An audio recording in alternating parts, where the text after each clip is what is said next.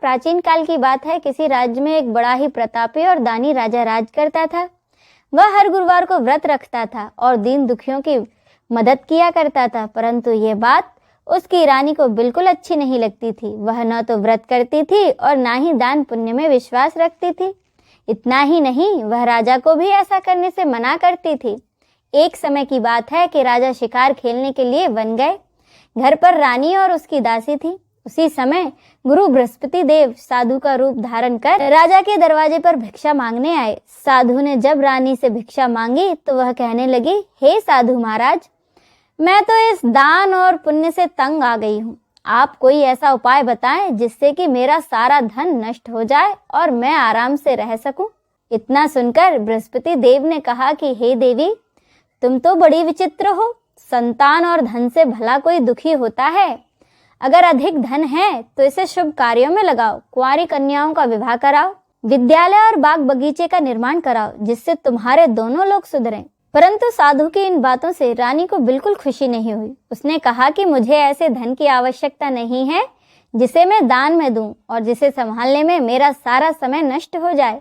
तब साधु ने कहा, अगर तुम्हारी ऐसी ही इच्छा है तो मैं जो बताता हूँ तुम वैसा ही करना।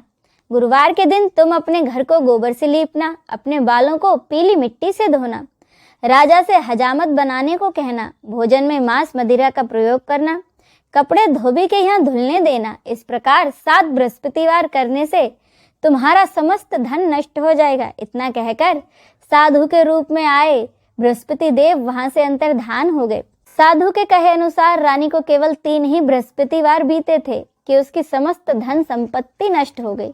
तब एक दिन राजा रानी से बोला कि रानी, तुम यहीं रहो, मैं दूसरे देश जाता हूँ, क्योंकि यहाँ पर सभी लोग मुझे जानते हैं, इसीलिए मैं कोई छोटा काम नहीं कर सकता। ऐसा कहकर राजा दूसरे देश चला गया।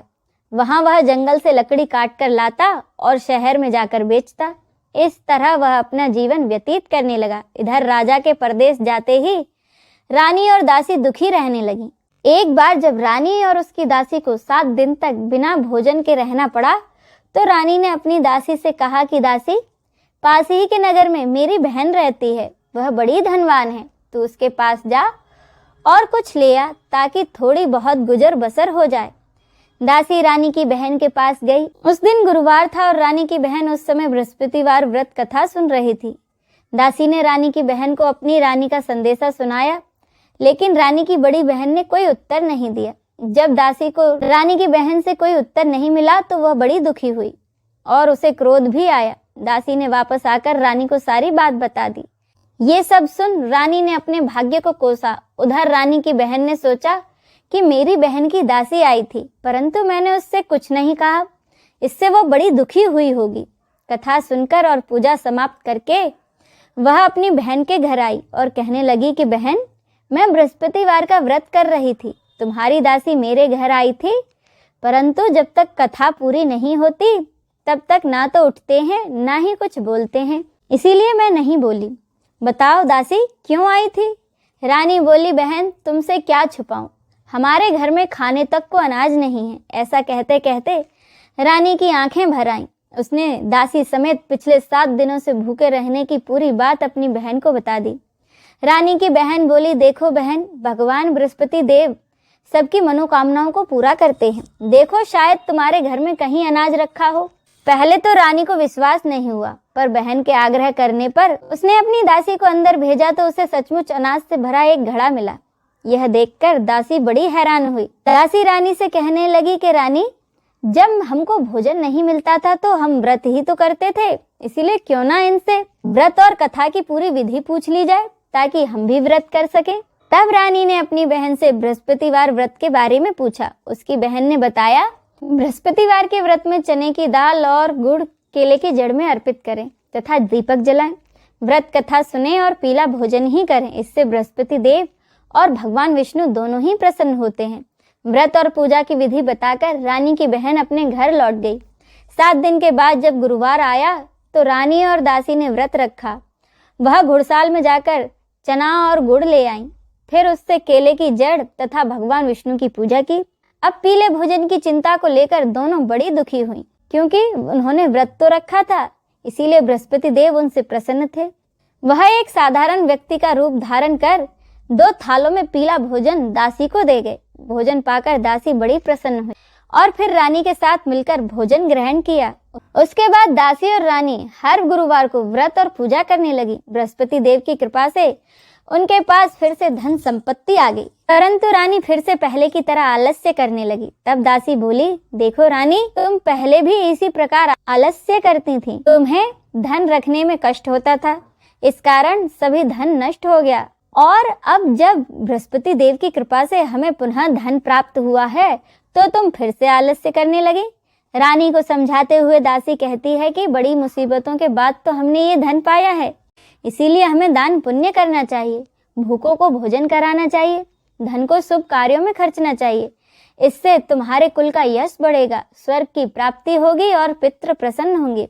दासी की बात मानकर रानी अपना धन शुभ कार्यों में खर्चने लगी, जिससे कि पूरे नगर में उसका यश फैलने लगा। एक दिन राजा दुखी होकर जंगल में एक पेड़ के नीचे आसन जमाकर बैठ गया। वह अपनी दशा को याद करके व्याकुल होने लगा। बृहस्पतिवार का दिन था। एकाएक राजा ने देखा कि उस निर्जन वन में एक साधु प्रकट हुए। वह साधु वेश में आए कोई और नहीं, बृहस्पति देव थे। लकड़हारे के सामने आकर बोले कि लकड़हारे, इस सुनसान जंगल में तुम चिंतामग्न क्यों बैठे हो? लकड़हारे ने दोनों हाथ जोड़कर प्रणाम किया और उत्तर दिया कि महात्मा जी, आप सब कुछ जानते हैं, मैं क्या कहूँ। यह कहकर राजा रोने लगा और साधु को अपनी आत्मकथा सुनाई।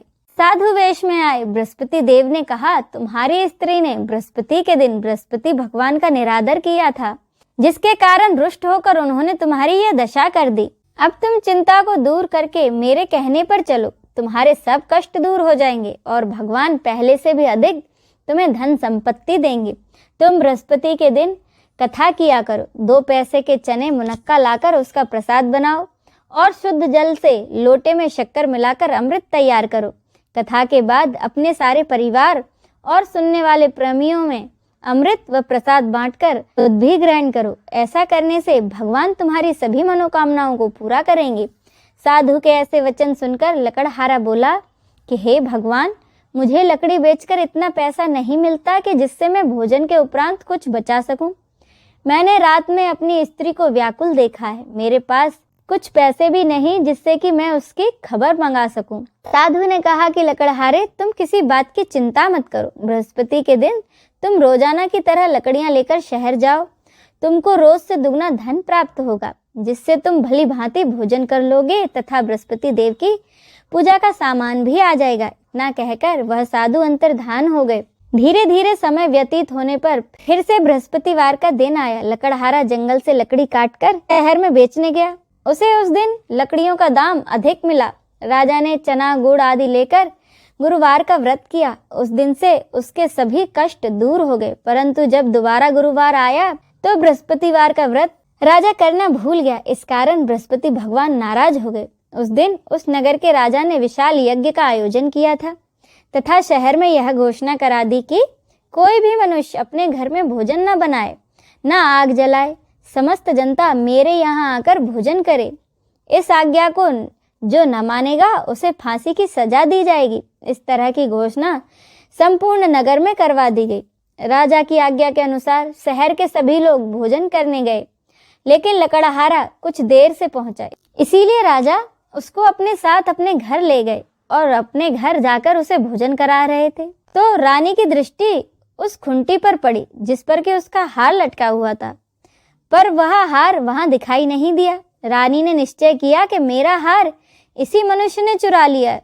उसी समय सिपाहियों को बुलाकर उस लकड़हारे को जेल में बंद करवा दिया गया। जब लकड़हारा कारागार में पड़ गया और बहुत दुखी होकर विचार करने लगा कि न जाने मेरे कौन से पूर्व जन्म के कर्म से मुझे यह दुख प्राप्त हुआ है, और उसी साधु को याद करने लगा जो कि जंगल में मिला था। उसी समय तत्काल बृहस्पति देव साधु के रूप में प्रकट हुए और उसकी दशा को कहने लगे, अरे मूर्ख, तूने बृहस्पति देव की कथा नहीं करी, इस कारण तुझे यह दुख प्राप्त हुआ है।